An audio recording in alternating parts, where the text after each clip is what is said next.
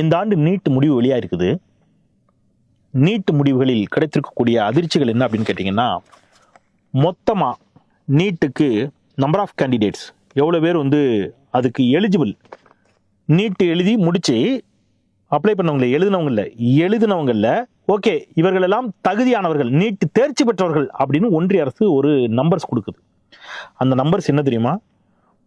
9,93,069. இப்படி எளிமையான ஒரு கணக்கு கூறுவோம். மொத்தமா 9,93,069 பேர் இவர்கள் டாக்டர். 9,93,000 டாக்டரா ஒரு வருஷத்துக்கு வெளியில வரப்போறா? இவ்வளவு பேருக்கு டாக்டர் சீட் கொடுத்துருவாங்களா அப்படின்னா, இந்தியாவில் மொத்தமா இந்தியா முழுக்க எல்லா மாநிலங்களில் இருக்கக்கூடிய அரசு மருத்துவக் கல்லூரி, தனியார் மருத்துவக் கல்லூரி, இது எல்லாம் சேர்த்தா மொத்தம் எவ்வளவு சீட் இருக்கு தெரியுமா படிக்கிறதுக்கு? வெறும் 91,927 சீட்டு தான். என்னங்க சொல்றீங்க? 91,927 சீட்டு தான் இருக்குது. ஆனா நீட் பாஸ் ஆனவங்க எத்தனை பேரு? 9,93,000 பேரு. அப்ப 9,93,000 பேருக்கு சீட்டு கொடுக்க மாட்டாங்களா? கொடுக்க மாட்டாங்க. இந்த 9,93,000 பேரிலிருந்து 91,000 பேரை செலக்ட் பண்ணி சீட்டு கொடுப்பாங்க. எப்படி செலக்ட் பண்ணுவாங்க?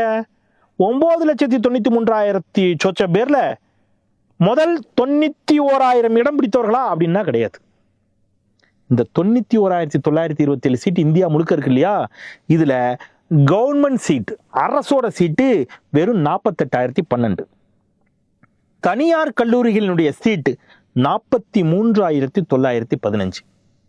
இந்த கவர்மெண்ட் சீட்டு 48,000 இருக்குல்ல, இந்த 48,000 சீட்டு மட்டும்தான் மொத்தமா பாஸ் ஆன 9,93,000 பேர் இருக்கான்ல, அதுல ஃபர்ஸ்ட் மார்க் அடிப்படையில் 48,012 பேர் கவர்மெண்ட் சீட்டுக்கு வந்துருவான்.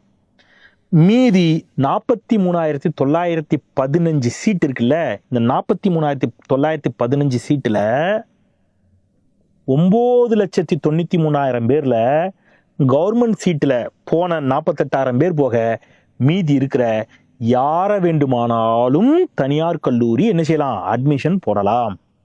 உங்களுக்கு புரியுதா? ரொம்ப எளிமையா சொல்லட்டுமா? 9,93,000 பேர்லாம் வச்சுக்காங்க, ரவுண்டா வருவோம் 10 லட்சம் பேர். எளிமையா புரியறதுக்காக சொல்றேன். 10 லட்சம் பேர் பாஸ் ஆயிருக்கிறான். கவர்மெண்ட் சீட்டு 50,000 இருக்கு, 50,000 போயிடுச்சு. மீதி 9.5 லட்சம் பேர் இருக்கான். இந்த 9.5 லட்சம் பேர்ல பிரைவேட்ல இருக்கக்கூடிய 43,000 சீட்டை யாருக்கு கொடுக்கறதுங்கிறத அந்த பிரைவேட் கல்லூரி முடிவு செய்யும். 9.5 லட்சம் பேர்ல யாருக்கு வேண்டுமானாலும் கொடுக்கலாம். மார்க் அடிப்படை கிடையாது. 9.5 லட்சம் பேர்ல கடைசியா ஒருத்தன் மார்க் எடுத்திருப்பான், அவன் போய் நிறைய காசு கொடுத்தா அவனுக்கு அந்த தனியார் கல்லூரி சீட்டு கொடுக்கும். இந்த கவர்மெண்ட் காலேஜில் 50,000 சீட்டு முடிஞ்சிடும். அதுக்கு அடுத்தது 50,001 ஒருத்தன் நல்ல மார்க் வச்சிருப்பான், அவன் தான் நல்ல மார்க் இருக்கும், அவனுக்கு கவர்மெண்ட் சீட் கிடையாது. இப்போ அவன் பிரைவேட்டுக்கு போகணும். பிரைவேட்டுக்கு போறதுக்கு அவன்கிட்ட காசு இல்லை. கடைசியா ஒருத்தன் பாஸ் ஆயிருப்பான் 9.5 லட்சம் பேர்ல, அவன்கிட்ட காசு இருக்கு, அவன் டாக்டர் ஆயிடுவான். இந்த 50,001 ஒருத்தன் வந்தான் பாருங்க, அவன் டாக்டர் ஆக முடியாது. புரியுதா உங்களுக்கு? விளங்குதா? ஏன்டா மொத்த சீட்டே 91,000 சீட்டு தான்டா இருக்குது, அப்புறம் எதுக்குடா 10 லட்சம் பேர் பாஸ்ன்னு அறிவிக்கிறீங்க அப்படின்னா, இது முழுக்க முழுக்க தனியார் முதலாளிகளுக்காக நடத்தப்படும் சதி. நீட் என்பது தனியார் முதலாளிகளுக்காக, பெருமுதலாளிகளுக்காக நடத்தப்படும் சதி. கவர்மெண்ட் காலேஜில் இருக்கக்கூடிய 48,000 சீட்டு போக மீதி இருக்க சீட்டை எப்படி நிரப்புறது? மதிப்பெண் அடிப்படையில் மொத்தமே 91,927 பேர் தான் பாஸ். போடா, மேல இருந்து ரிவர்ஸ்ல வாடா. அதுல இடஒதுக்கீடு. மோடி அரசுக்கு தில் இருந்தா, தைரியம் இருந்தா அப்படி சொல்லுமா? சொல்லாது. அப்போ தனியார் முதலாளிகளுக்கு இது நீட் பெரும் வரப்பிரசாதம். இப்ப சொல்லுங்க, நீட் யாருக்காக நடத்தப்படுகிறது? சரிங்க, இதை ஏன் தமிழ்நாடு மட்டும் கத்துது? இந்தியாவிலேயே அதிகமாக அரசு மருத்துவக் கல்லூரி இருப்பது தமிழ்நாட்டில் தான். 38 மெடிக்கல் காலேஜ் தமிழ்நாட்டில் மட்டும் இருக்கு. தனியார் மருத்துவக் கல்லூரி 32 இருக்கு. டோட்டலா 70 காலேஜ். ஆனா உத்தரப்பிரதேசத்துல அரசு மருத்துவக் கல்லூரி நம்மளை விட பன்மடங்கு மக்கள் தொகை அதிகமான உத்தரப்பிரதேசத்தில் வெறும் 35 காலேஜ் தான் கவர்மெண்ட் காலேஜ். Private college 32. டோட்டலா 67 காலேஜ் தான். நம்மகிட்ட தான் இந்தியாவிலேயே அதிகமான கல்லூரிகள் 70 கல்லூரி இருக்கு.